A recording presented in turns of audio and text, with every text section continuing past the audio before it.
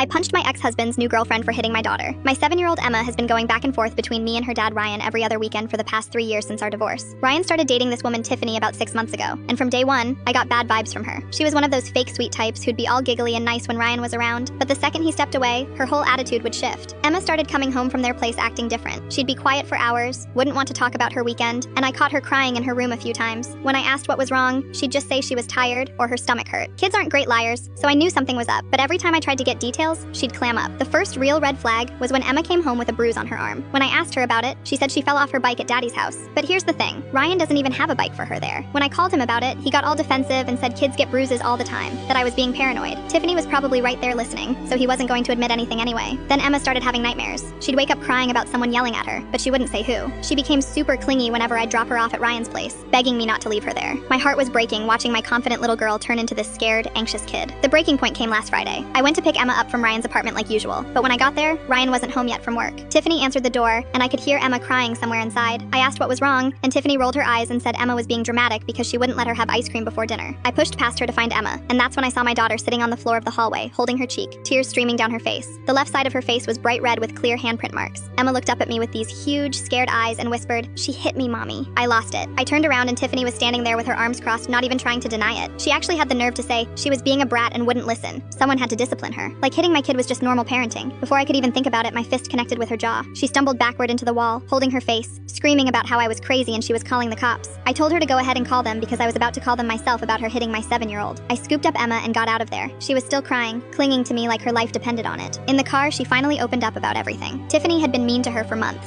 calling her names, making her eat dinner alone while they ate together, and threatening to tell her dad that Emma was lying if she said anything. This wasn't the first time she'd hit her either. Ryan showed up at my house 2 hours later, furious about me punching his girlfriend. I showed him the handprints still visible on Emma's face and told him exactly what his precious Tiffany had been doing to our daughter. His whole attitude changed when he saw the marks. He kept apologizing, saying he had no idea, that Tiffany told him Emma had been acting out but never mentioned hitting her. I told him Emma wasn't going back there until Tiffany was completely out of the picture. He tried to argue that they could work it out, that maybe Tiffany just needed to learn how to handle kids better. I shut that down real quick. There's no learning when it comes to hitting someone else's child. You either have basic human decency or you don't. The cops did show up eventually because Tiffany filed a report about me punching her. When they saw the handprints on Emma's face and heard her story, they arrested Tiffany for child abuse instead. She spent the night in jail and now has charges pending. Ryan finally kicked her out of his apartment, but the damage was done. Emma's been in therapy dealing with the trauma of being hit and threatened by someone who is supposed to be taking care of her.